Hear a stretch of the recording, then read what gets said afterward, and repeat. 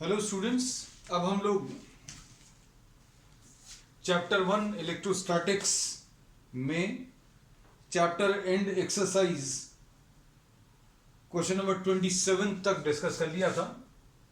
Question number 27 के लिए किसी का मैसेज आया था कि आप एक बार फिर से बता दें, तो हम एक बार फिर से बता दे रहे हैं। इसमें क्या दिया हुआ था, आपको एक इलेक्ट्रिक फील्ड है जो कि z डायरेक्शन में है और नॉन यूनिफॉर्म है। z डायरेक्शन में है, नॉन यूनिफॉर्म है और ये इंक्रीज हो रही है। It increases eight the rate increases 10 to the power of 5 newton per coulomb per metre, ऐसा कुछ दिया है। अब इसमें एक डाइपोल रखा हुआ है। डाइपोल मोमेंट की value 10 to the power of -7 coulomb metres दिया है और ये नेगेटिव z डायरेक्शन में है। दोनों चीजों को अच्छे से समझना।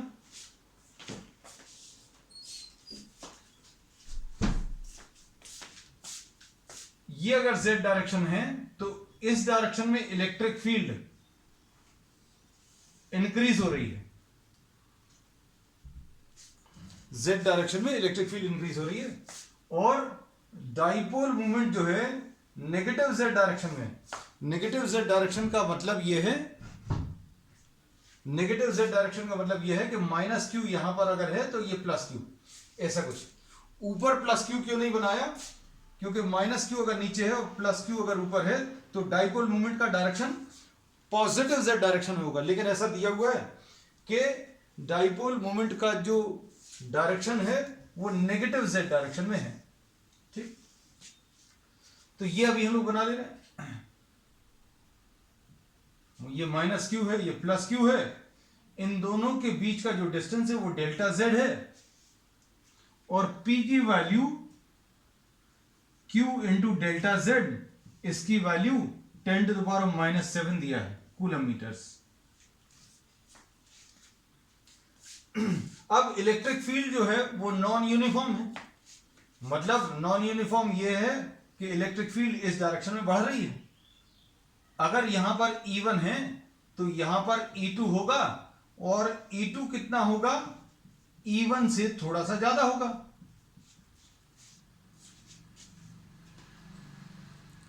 हमने इसमें क्या बोला, यहां पर अगर इलेक्ट्रिक फील्ड E1 है तो यहां पर इलेक्ट्रिक फील्ड E2 और E2 की वैल्यू ज्यादा होगी।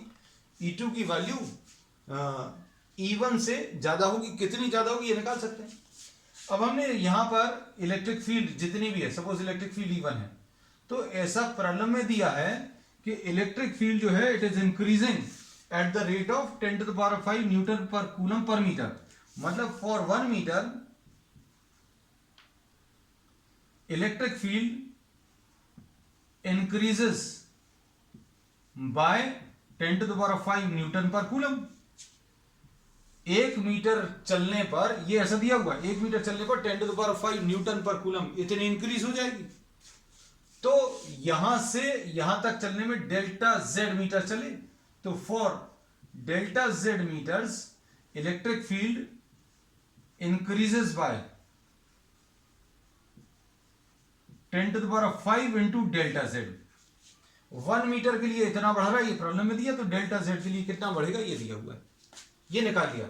1 मीटर के लिए 10 to the power of 5 newton per coulomb बढ़ा, तो डेल्टा z के लिए कितना बढ़ गया, डेल्टा z से मल्टीप्लाई करके निकाल लिया। तो डेल्टा z के लिए इतनी वैल्यू इलेक्ट्रिक फील्ड की बढ़ गई। मतलब यहां की इलेक्ट्रिक फील्ड बता सकते हैं।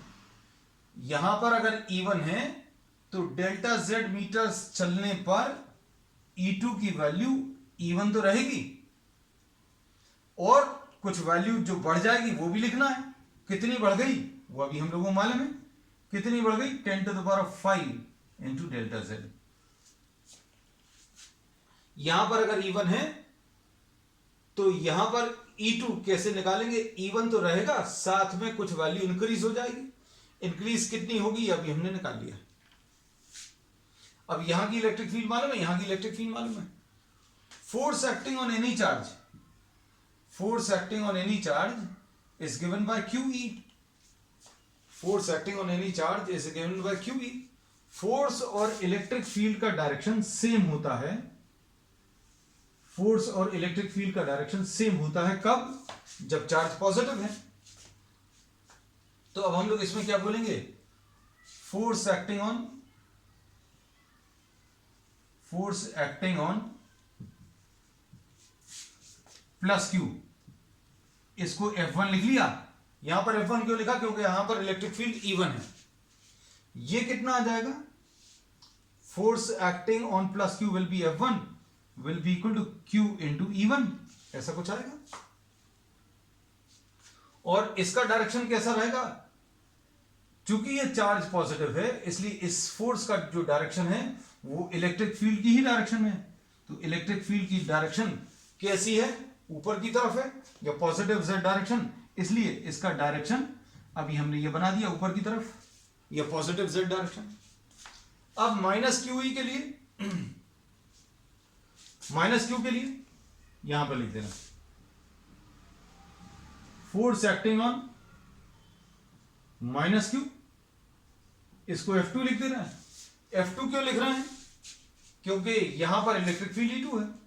फोर्स की वैल्यू कितनी आ जाएगी? QE आ जाएगी, लेकिन ये वाला जो चार्ज है वो नेगेटिव है, तो इसके ऊपर जो फोर्स लगेगा वो इलेक्ट्रिक फील्ड के ऑपोजिट रहेगा। ये वाला फोर्स इलेक्ट्रिक फील्ड के ऑपोजिट रहेगा क्योंकि ये चार्ज नेगेटिव है।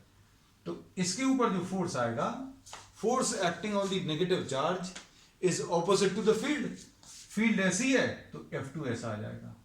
इसके ऊपर F1 ऐसा था, तो इसके ऊपर अभी हम लोग डायरेक्शन कैसा मार्क कर दे रहे हैं? नीचे की तरफ। क्यों? क्योंकि ये नेगेटिव चार्ज है। नेगेटिव चार्ज के ऊपर फोर्स जो लगेगा वो इलेक्ट्रिक फील्ड के ऑपोजिट। और इधर पर QE2, E2 की वैल्यू कितनी है?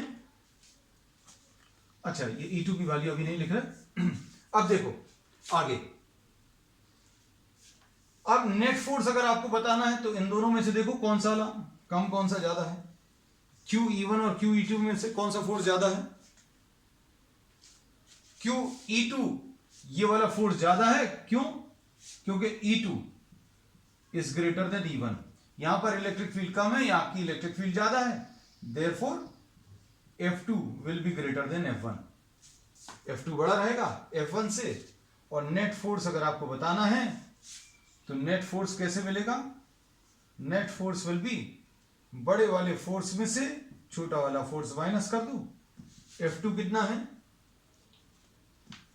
QE2 माइनस QE1, और Q कॉमन ले लें तो क्या आ जाएगा? E2 minus E1। और E2 माइनस E1 क्या है बेटा? ये E2 माइनस E1 इससे मिल जाएगा। E2 माइनस E1 की वैल्यू कितना आ जाएगा? 10 to the power of 5 into delta Z। और Q इंटू डेल्टा Z को अभी हम लोग क्या लिख लेंगे? P। Q into delta Z को P लिख लिया into 10 to the power of 5, और P की वैल्यू कितनी है? 10 to the power of -7। तो 10 to the power of -2 इसका आंसर आ जाएगा। तो क्वेश्चन में कैलकुलेशंस देखो, हार्डली कुछ सेकंड्स के हैं। समझाने में, कॉन्सेप्ट को समझाने में थोड़ा सा समय लगा, लेकिन एक बार आप कॉन्सेप्ट समझ जाएं तो कैलकुलेशंस बहुत ज्यादा मुश्किल नहीं है। ठीक, next question number 28।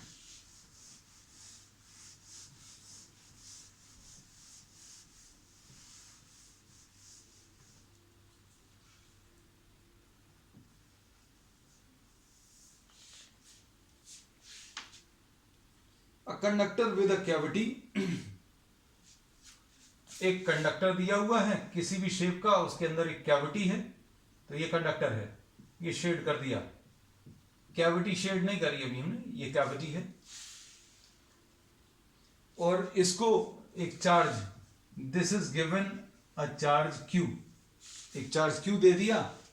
Show that the entire charge must appear on the surface. ये अभी हम लोग ऑलरेडी मालूम है क्या चीज मालूम है? The charge given to any conductor is present on the surface. लेकिन मान लो इसको प्रूव करना है।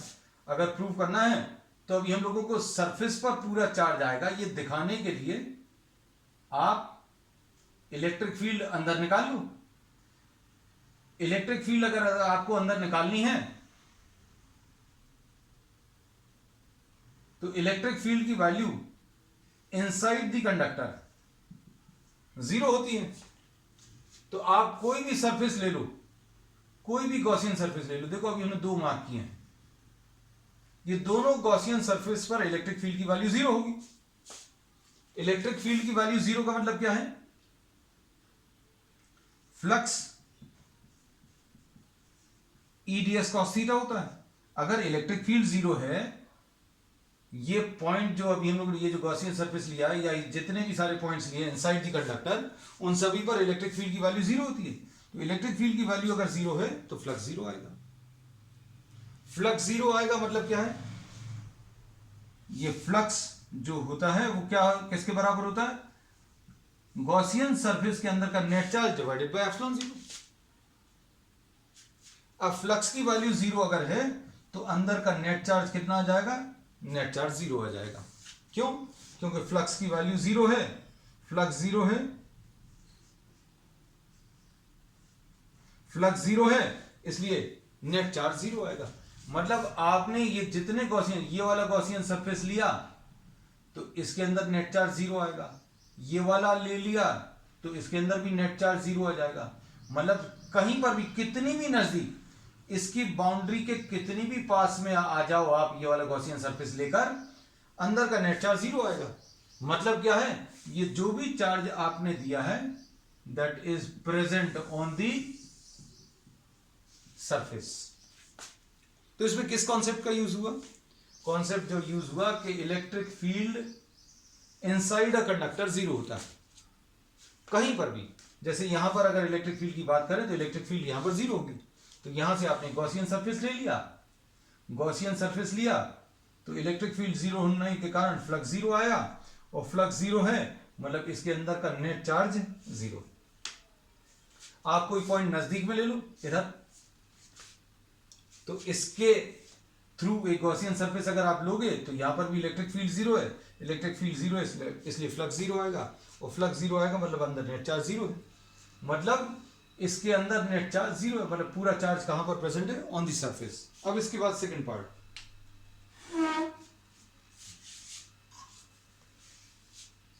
इसके सेकंड पार्ट में क्या बोला है देखो क्या।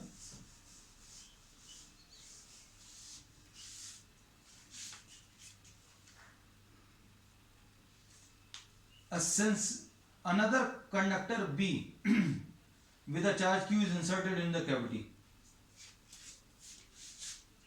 अब यही वाला जो अभी हमें कंडक्टर दिया हुआ था, इसको अभी हम लोगों ने चार्ज कितना दिया है? चार्ज कैपिटल Q दिया।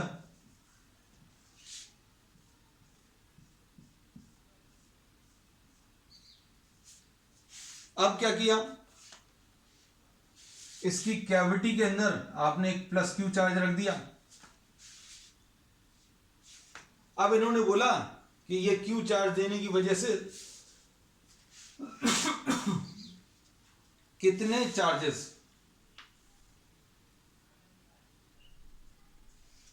चार्जेस इंड्यूस होंगे बाहर में, वो बताना है। अब इसमें फिर से क्या चीज का यूज करेंगे? यहां पर ये पॉइंट कहां पर है? This is the point which is lying inside. ये पॉइंट कहां पर लाई कर रहा है? अंदर लाई कर रहा है। अगर ये पॉइंट अंदर लाई कर रहा है तो यहां पर इलेक्ट्रिक फील्ड की वैल्यू 0 होगी। तो ए पॉइंट पर electric field at the point A is 0 because this is a point lying inside. तो क्या होगा?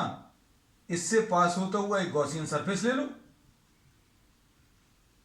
अगर गॉसियन सरफेस लेंगे, इलेक्ट्रिक फील्ड सभी जगह पर 0 होगी, क्योंकि ये पॉइंट भी अंदर है कंडक्टर के अंदर, ये पॉइंट भी कंडक्टर के अंदर है, ये पॉइंट भी कंडक्टर के अंदर है। तो सारे पॉइंट्स पर इलेक्ट्रिक फील्ड की वैल्यू 0 होगी। इलेक्ट्रिक फील्ड 0 होगी मतलब फ्लक्स की वैल्यू 0 आएगी। फ्लक्स जीरो क्यों आएगा? क्योंकि फ्लक्स क्या होता है? E D S cos theta.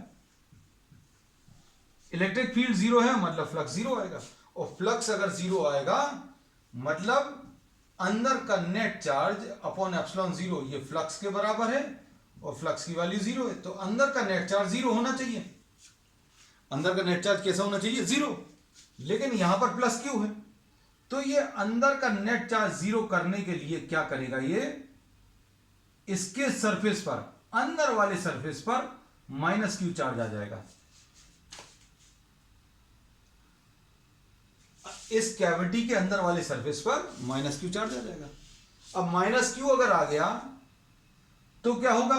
आपने ऐसा इंडक्शन में पढ़ा है, क्या पढ़ा है कि अगर ये अनचार्ज है, अगर ये अनचार्ज है, इसके पास में अगर कोई पॉजिटिव चार्ज लाओगे तो यहां पर इलेक्ट्रॉन्स आ जाएंगे, और यहां पर अगर इलेक्ट्रॉन्स अट्रैक्ट होकर आ जाएंगे तो दूर वाले पर equal amount of positive charge आ जाएगा। यही चीज अभी हम लोग इसमें कर रहे हैं कि अगर आपने अंदर में प्लस क्यू चार्ज रखा है तो कैविटी के अंदर माइनस क्यू चार्ज आ जाएगा, और ये माइनस क्यू अगर आया तो बाहर वाले के ऊपर प्लस क्यू, और बाहर वाले पर ऑलरेडी कितना था? Plus capital Q. तो चार्जेस का डिस्ट्रीब्यूशन कैसा आएगा वो देखना ध्यान से।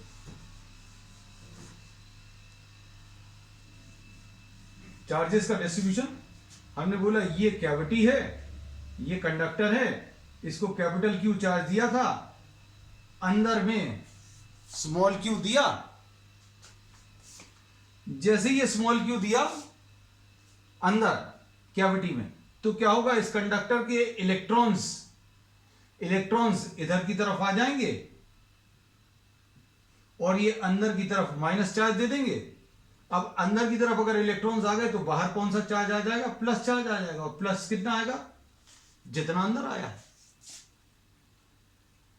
तो कुल मिलाकर आप इस कंडक्टर के ऊपर चार्ज देखो, इस कंडक्टर के ऊपर कितना है?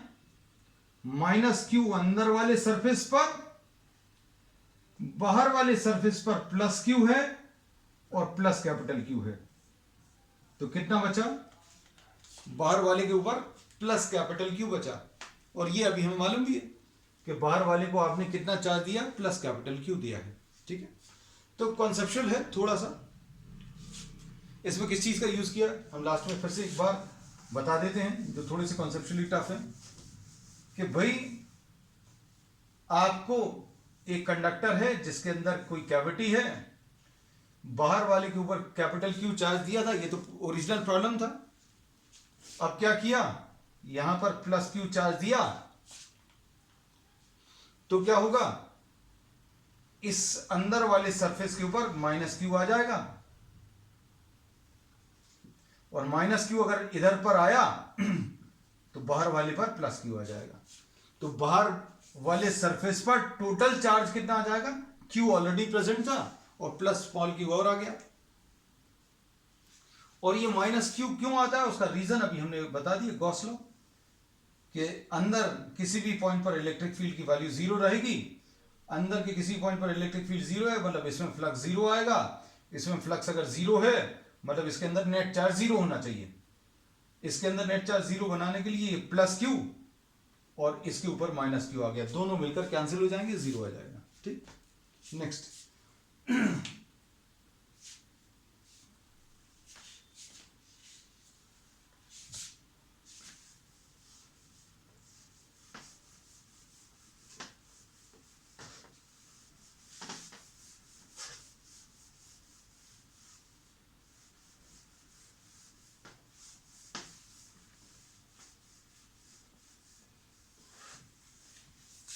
ये प्रॉब्लम्स जो हैं एनसीईआरटी के लास्ट के बहुत अच्छे प्रॉब्लम्स दिए हुए। आप कोई भी कॉम्पिटिटिव एग्जाम्स के लिए अगर प्रिपेयर कर रहे हैं, the questions are very nice, conceptually मुश्किल है समझने भर में। अब इसमें नेक्स्ट अभी हम लोग क्वेश्चन करने के पहले, क्वेश्चन नंबर 29 करने के पहले इसमें कॉन्सेप्ट यूज होगा, electric field near an irregular shaped conductor. कोई इरेगुलर शेप का अगर कंडक्टर है, अच्छे से सुनना बेटा, electric field near irregular shape conductor में इलेक्ट्रिक फील्ड के कैलकुलेशंस हम अलग से कर रहे हैं। अलग से क्यों कर रहे हैं उसको देखो ध्यान से। अगर कोई इरेगुलर शेप्ड कंडक्टर है तो इसके ऊपर चार्जेस डिस्ट्रीब्यूट होंगे, लेकिन ये चार्जेस की डेंसिटी जो है ये एक जैसी नहीं रहेगी। एक जैसी नहीं रहेगी मतलब इसमें कहीं पर चार्ज डेंसिटी कम होगी, कहीं पर ज्यादा होगी। इसका रीजन जो है अभी हम लोग आगे के चैप्टर में पढ़ेंगे। इसमें अभी हम लोग ये कहते हैं, अच्छे सुनना, जहां पर ये थोड़ा फ्लैट सा सरफेस है और जहां पर ये थोड़ा सा कर्व्ड सा सरफेस है, ये अभी हम लोग बोलेंगे ज्यादा कर्व्ड है, ये थोड़ा कम कर्व्ड है। जहां पर इस टाइप का है और अगर ऐसा ले लें, लुक पॉइंटेड ले लें, ये 3 सरफेसेस बनाए, ये सबसे कम कर्व्ड है, ये थोड़ा ज्यादा कर्व्ड है, ये एकदम शार्प कर्व है। तो किसी भी कंडक्टर में अगर शेप इरेगुलर है तो जहां पर ऐसी इस टाइप का कर्व है, फ्लैट कर्व है, वहां पर सरफेस चार्ज डेंसिटी की वैल्यू कम होगी। कर्व जहां पर ज्यादा है वहां पर इसकी वैल्यू ज्यादा होगी और यहां पर सबसे ज्यादा होगी। तो यहां पर अभी हम लोगों ने बोला सबसे ज्यादा कम होगी, यहां पर रेडियस थोड़ी सी कम है। यहां की देखो रेडियस, अगर ऐसा कुछ है तो रेडियस कैसी होगी, रेडियस बड़ी सी होगी। और अगर ऐसा कुछ सरफेस ले लिया तो इसकी रेडियस और भी कम होगी। और अगर आपने बिल्कुल ऐसा कुछ ले लिया तो इसकी रेडियस और भी ज्यादा कम होगी। तो अभी हम लोग क्या बोलते हैं, surface charge density is found to be inversely proportional to radius of curvature. Surface charge density किसके इनवर्सली प्रोपोर्शनल है, रेडियस के इनवर्सली प्रोपोर्शनल है। ये फैक्ट जो है अभी हम आगे आने वाले चैप्टर में प्रूव करेंगे। तो जहां पर रेडियस कम है वहां पर सरफेस चार्ज डेंसिटी ज्यादा होगी। तो मतलब इस पर्टिकुलर कंडक्टर के लिए हमें क्या करना पड़ेगा, हमें अलग से इलेक्ट्रिक फील्ड निकालनी पड़ेगी। इसलिए अभी हम लोग इस टॉपिक को अलग से डिस्कस कर रहे हैं। While discussing question number 29, I am trying to find out the electric field at a point P, and this is a point which is lying near an irregular shaped conductor. अब आप क्या करो, यहां पर एक छोटा सा गॉसियन सरफेस ले लो, ये ले लिया।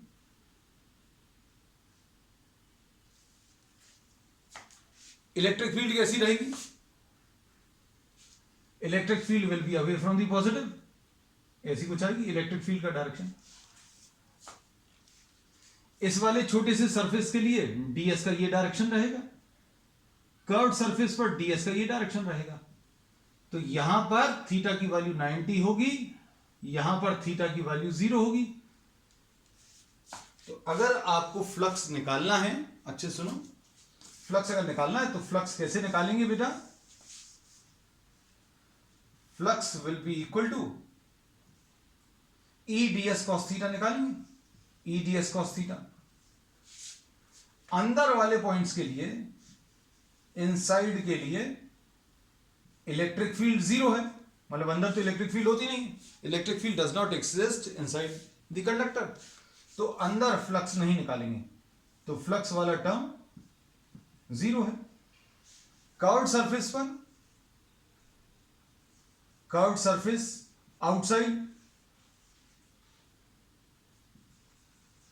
ये जो कर्व्ड सरफेस है, ये वाला, ये जो कर्व्ड सरफेस है बाहर में, वहां पर थीटा की वैल्यू 90 होगी, इसलिए फ्लक्स की वैल्यू 0 आएगी। मतलब क्या बचा, सिर्फ ये वाला सरफेस बचा। कौन सा वाला, ये एंड कैप, इसको अभी हमने डार्क कर दिया। अब हम लोग क्या बोलेंगे, flux will be equal to integration of E into ds into cos 0, ऐसा कुछ आएगा। और E इसमें से कॉमन ले लें, इंटीग्रेशन ऑफ ds आ जाएगा, और ये कितना आ जाएगा, E इंटू a, मान लो ये एरिया A। अब गॉस लॉ अगर इस्तेमाल करें तो गॉस लॉ क्या बोलता है, phi E is equal to अंदर का net charge divided by epsilon zero. Values रख लो। फ्लक्स की वैल्यू कितनी आई है, ई इंटू ए आई है। अंदर का नेट चार्ज, अंदर का नेट चार्ज कैसे मिलेगा, सरफेस चार्ज डेंसिटी अभी हमें मालूम है, ऐसा कुछ आएगा, डिवाइडेड बाय एप्सिलॉन जीरो। तो इलेक्ट्रिक फील्ड की वैल्यू कितनी आ गई, sigma upon epsilon zero. So for an irregular shaped conductor, ये ध्यान रखना बेटा, ये बहुत इंपॉर्टेंट रिजल्ट है, ये आगे के टॉपिक्स में भी इस्तेमाल करेंगे। For an irregular shaped conductor, electric field near the conductor is sigma upon epsilon zero. ये इनफाइनाइट चार्ज प्लेन जो है उसके जैसे ही रिजल्ट आया है, वहां पर सिग्मा अपॉन 2 एप्सिलॉन जीरो था, यहां पर सिग्मा अपॉन एप्सिलॉन जीरो, बस ये याद रखना। इसका अभी हम लोग यूज करने वाले हैं आगे के प्रॉब्लम में। अब देखो अगला प्रॉब्लम, ये नोट कर लो जल्दी से, इसको एक टॉपिक बना के ही जहां पर आप नोट्स लिखते हैं वहां पर कॉपी कर लेना, ठीक है। Electric field due to an irregular shaped conductor.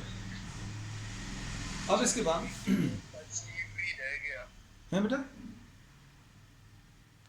28 का पार्ट सी भी है। हाँ बेटा, वो अब कुछ चीजें ऐसी हैं जो हम तुम लोगों के लिए छोड़ते हैं, बिल्कुल उंगली पकड़ के नहीं चलाना है ना। आपको अगर दिक्कत जाएगी तो फिर पूछ लेना। अब इसमें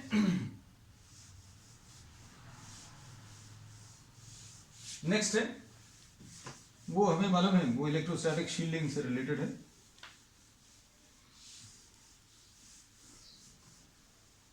तो ये तो अभी हम लोगों ने पढ़ ही लिया है कि किसी भी कंडक्टर के अंदर इलेक्ट्रिक फील्ड की वैल्यू जीरो होती है, तो सबसे ज्यादा सेफ जो रहेगी, आप किसी कैविटी के अंदर, ये किसी कंडक्टर के अंदर किसी भी शेप का इलेक्ट्रिक फील्ड की वैल्यू जीरो आएगी। तो आप किसी मेटालिक कंडक्टर के अंदर किसी को भी रख दो, आप खुद भी अगर आ जाओगे तो अंदर इलेक्ट्रिक फील्ड जीरो रहेगी। बाहर कितना भी लगा देंगे आप, अंदर इलेक्ट्रिक फील्ड जीरो रहने वाली है। तो इसी पर बेस है शील्डिंग का। चलो नेक्स्ट 29। अभी क्वेश्चंस थोड़े से टफ हैं, मतलब उतना आउटपुट नहीं मिलेगा जितना अभी हम लोगों को शुरू के प्रॉब्लम से मिला था। क्वेश्चन पढ़कर देखो। A hollow charge conductor, hollow charge conductor है, has a tiny hole cut into its surface. Show that the electric field in the hole is, ये एक कंडक्टर है जिसमें यहां कहीं पर एक टाइनी होल है। अब टाइनी बोला है लेकिन तुम लोगों को दूर तक अच्छे से दिख जाए इसलिए अभी हमने होल बड़ा सा बना दिया है ना, ये होल।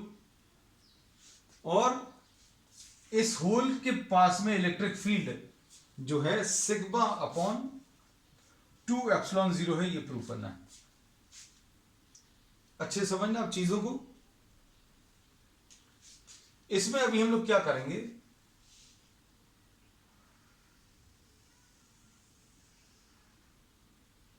सपोज ये एक ले लिया और ये जो अभी हम लोगों ने कैविटी में से रिमूव किया वो भी ले लिया, दोनों अलग अलग दिखा दिए।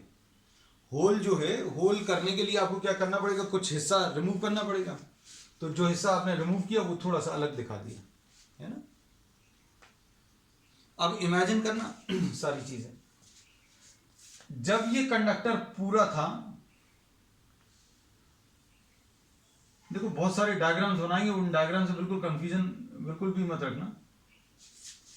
इधर पर अगर कोई पॉइंट ले ले बहुत पास में ए, पूरे कंडक्टर के कारण इस पॉइंट पर electric field sigma upon epsilon zero आएगी। ये तो अभी अपन ने निकाला था। पूरे कंडक्टर के कारण इलेक्ट्रिक फील्ड की वैल्यू कितनी, सिग्मा अपॉन एप्सिलॉन जीरो आएगा। ये भी हम लोगों ने कैलकुलेट किया। अब हमने बोला कि आप इस पूरी जो होलो स्फीयर है या पूरा जो होलो स्फेरिकल शेल है उसके दो हिस्से मान लो। दो हिस्से कौन से? ये एक तो स्फीयर ले लो और एक उसका ढक्कन ले लो।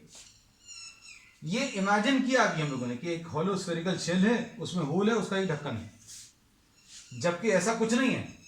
आपके पास जो दिया हुआ था प्रॉब्लम में, वो सिर्फ एक हॉलो स्फेरिकल शेल दिया था और एक होल दिया था। उसको इसके कारण यहां पर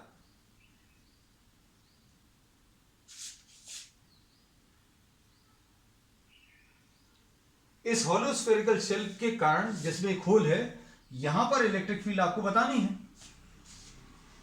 तो इसको निकालने के लिए अभी हमने क्या किया, सबसे पहले तो एक साबुत, एक फुल हॉलो स्फीयर ले लिया। इसके कारण ए पॉइंट पर electric field sigma upon epsilon 0 आ गई। अब क्या किया, अब यहां पर एक होल किया, मतलब यहां पर इसका एक कवर आया और ये स्फेरिकल शेल आया विद कैविटी। तो दो चीजें आ गई। क्या आ गया? एक तो ये हॉलो स्फेरिकल शेल जिसमें एक छेद है और उसका एक ढक्कन, दोनों के कारण यहां पर इलेक्ट्रिक फील्ड, इमेजिन करना, दोनों के कारण इलेक्ट्रिक फील्ड यहां पर कितनी है हम लोगों को मालूम है। Electric field at the point A is sigma upon epsilon 0। हम ये बोलेंगे ए पॉइंट पर इलेक्ट्रिक फील्ड दो चीजों के कारण है। किसके कारण? एक तो कवर के कारण, कवर को सी लिख दिया, और दूसरा क्या? होलोस्फीयर जो बचा हुआ है। यहां पर इलेक्ट्रिक फील्ड जो है, यहां पर इलेक्ट्रिक फील्ड पूरे स्फीयर के कारण सिग्मा अपॉन एप्सिलॉन 0 है। अब हमने क्या किया, इसमें एक छेद कर दिया और एक ढक्कन है। तो अब हम लोगों ने ये बोला कि इस पॉइंट पर जो इलेक्ट्रिक फील्ड आई है सिग्मा अपॉन एप्सिलॉन 0, वो दो चीजों के कारण है। एक तो ये इसका कवर और ये इतनी कैविटी, ये वाला हॉलो स्फेरिकल शेल और ये उसका कवर, दोनों के कारण इलेक्ट्रिक फील्ड ए पॉइंट पर इलेक्ट्रिक फील्ड के बराबर आएगी सिग्मा अपॉन एप्सिलॉन 0। ठीक, अब सुनना ध्यान से। अंदर वाले पॉइंट पर, अब इसी डायग्राम को आप देखो, यहां पर इलेक्ट्रिक फील्ड तो मालूम है सिग्मा अपॉन एप्सिलॉन 0, लेकिन यहां पर इलेक्ट्रिक फील्ड कैसी होगी?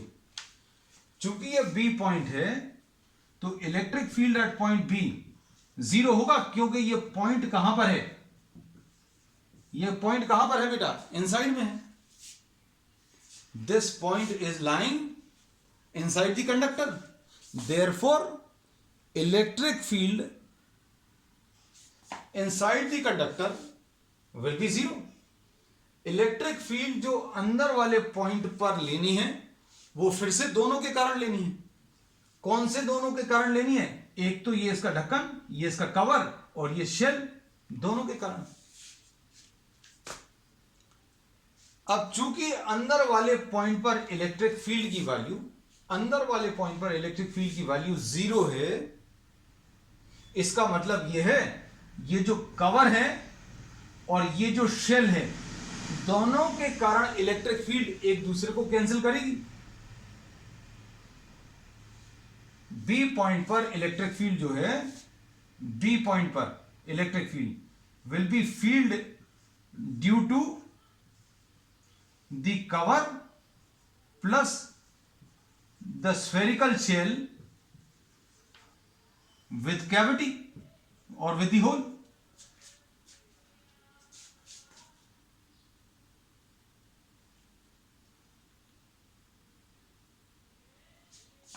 तो हमने इसमें यह बताया अंदर वाले पॉइंट पर इलेक्ट्रिक फील्ड की वैल्यू 0 है और अंदर वाले पॉइंट पर इलेक्ट्रिक फील्ड की वैल्यू भी दोनों के कारण कैलकुलेट करेंगे। एक तो इस ढक्कन के कारण और ये जो स्फेरिकल शेल है विद द होल, दोनों के कारण इलेक्ट्रिक फील्ड जो है एक दूसरे को कैंसिल करेगी।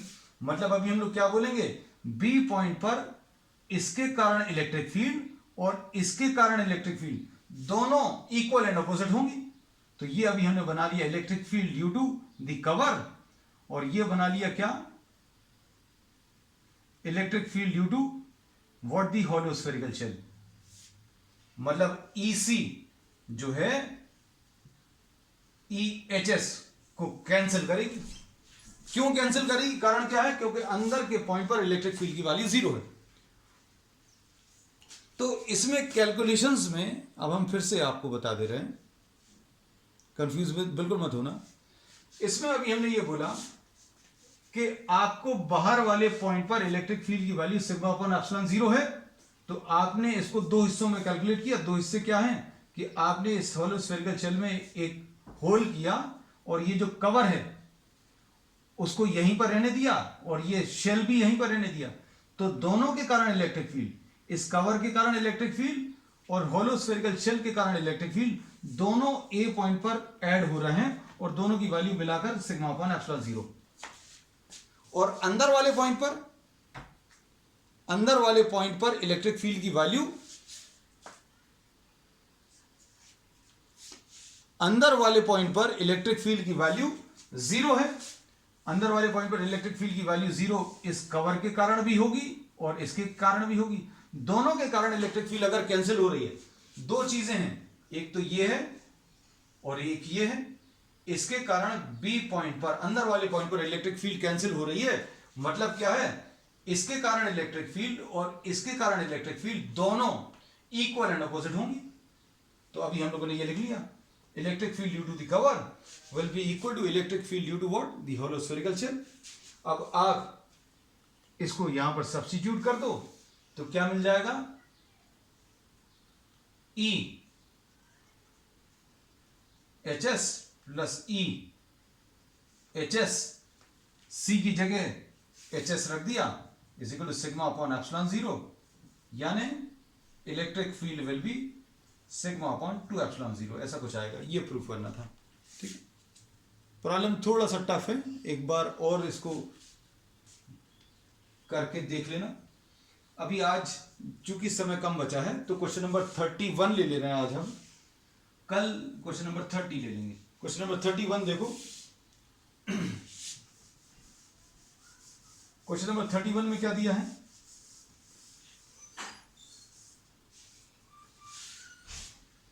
कि it is now believed that protons and neutrons are build with more elementary units called quarks. A proton and neutron consist of three quarks. Proton में भी और न्यूट्रॉन में भी 3 quarks हैं।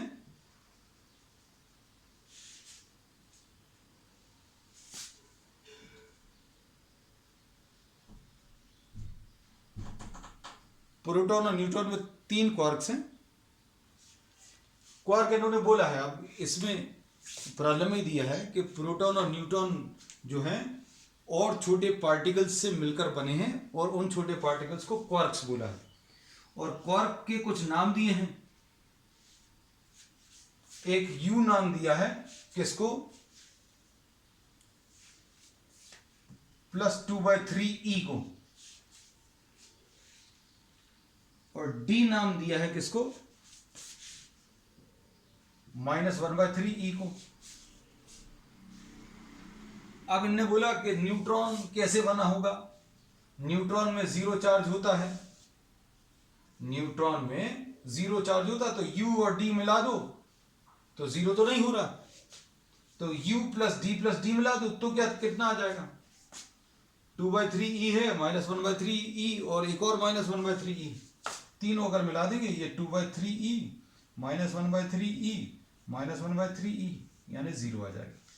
न्यूट्रॉन ऐसे कुछ बन सकता है। प्रोटॉन का पूछा है, प्रोटॉन में +1e का चार्ज है, +1e कैसे ले लेंगे, U + U कर लू, U + U करेंगे तो कितना आ जाएगा 4e/3 और एक D और ले लो तो ये U कितना है 2/3e + 2/3e और D की वैल्यू, प्रॉब्लम ये बहुत सिंपल, नंबर्स आपको ऐड करके या सब्ट्रैक्ट करके +1e आंसर में लाना है, तो +1e इसका आंसर में आ गया। और न्यूट्रॉन अगर बनाना है तो 0 लाना है। ठीक है, दैट्स ऑल फॉर टुडे। अब बाकी जो बचे हुए न्यूमेरिकल्स हैं वो अभी हम लोग कल डिस्कस करेंगे। ठीक है।